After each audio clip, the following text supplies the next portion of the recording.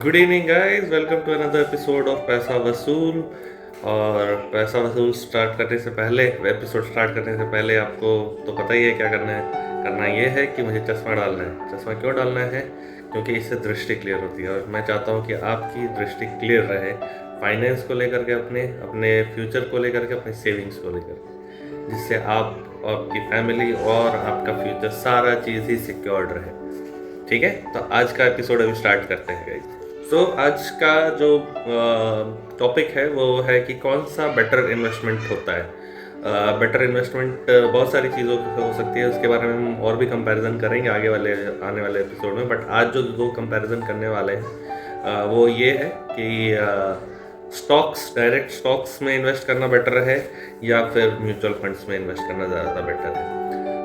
देखो गाइस, तो एक चीज़ ये होती है कि अगर आप लॉन्ग टर्म के लिए देखते हैं तो दोनों ही वैसे तो बेटर है, बट स्टिल अगर आप चाहते हो कि नहीं इन दोनों में से बेटर क्या है, तो सजेशन ये रहेगा कि आपका म्यूचुअल फंड होना बेटर है। क्यों? रीज़न क्या है? दोनों ही बेटर है। मैं आपको दोनों का रीज़न बताऊंगा कि क्या है और वो किसके लिए बेटर है, वो भी आप लोगों को बताऊंगा। पहला चीज़ ये, दोनों कैसे बेटर है। बेटर ये है कि अगर आप म्यूचुअल फंड्स, कोई सभी म्यूचुअल फंड करते हो, तो उसमें आपको लॉन्गर ड्यूरेशन में आपको 12, 13, 15% तक का रिटर्न्स मिल जाता है easily. And at the same time stocks की अगर मैं बात करूँ तो इट इज़ वेरी हाई, मतलब वहाँ पर रिटर्न्स के चांसेस काफ़ी ज़्यादा हाई होते हैं। और रिटर्न्स भी जो होती है, ऐसा कुछ फिक्स नहीं होता कि 10%, 12% रहेगा या 15% रहेगा, वैसे म्यूचुअल फंड में भी नहीं होता है।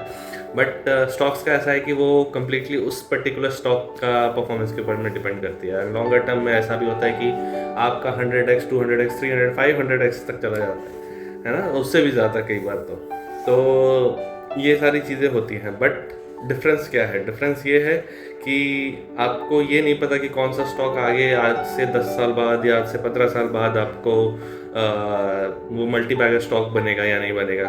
कोई स्टॉक ऐसा भी हो सकता है जो आज है, जो कि बढ़ा हुआ है या फिर अच्छा परफॉर्म कर रहा है, आज से 10 साल बाद उसकी कोई वैल्यू ना रहे। बट म्यूचुअल फंड में ऐसा नहीं होता। म्यूचुअल फंड में आपके पास एक प्रोफेशनल होती है जो कि ये सारी चीज़ें करते हैं आपके लिए। वो आपके लिए स्टॉक्स मतलब डिसाइड करते हैं कि कौन सी कंपनी में कितना पैसा रखना चाहिए और ये सारी चीज़ें होती है। तो इस सेंस में ये बेटर है, क्योंकि सारे आज के टाइम पे या फिर कभी भी सारे लोगों को ये स्टॉक्स, कौन सी कंपनी बेटर होगी या कौन सी कंपनी आज से 10 साल बाद कैसा परफॉर्म करेगी, तो वो कोई भी नहीं प्रेडिक्ट कर सकता। बट अभी करंटली कोई जो प्रोफेशनल है वो क्या कर सकते हैं कि वो उनके एक्सपीरियंस के हिसाब से, अपने टेक्निक्स के हिसाब से वो अपने स्टॉक्स या फिर क्या बोलते हैं उसको कि कंपनीज में इन्वेस्ट करते हैं। एंड उसी के बेसिस पे आपको रिटर्न्स भी मिलती है एंड उसी के बेसिस पे आपको मतलब थोड़ा सा स्टेबल माइंड रहता है एज कम्पेयर टू स्टॉक्स में, अगर आप डायरेक्टली इन्वेस्ट करते हो।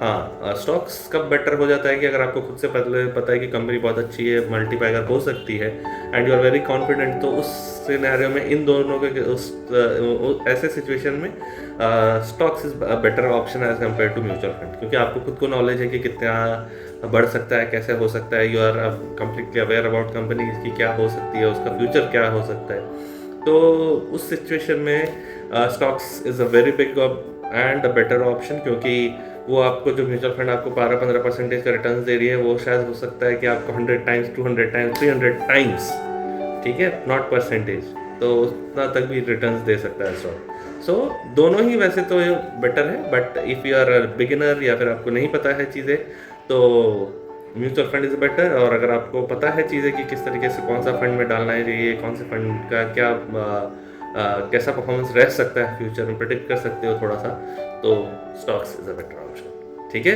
With this we will see you in the next episode of Paisa Vasool, and मिलते हैं।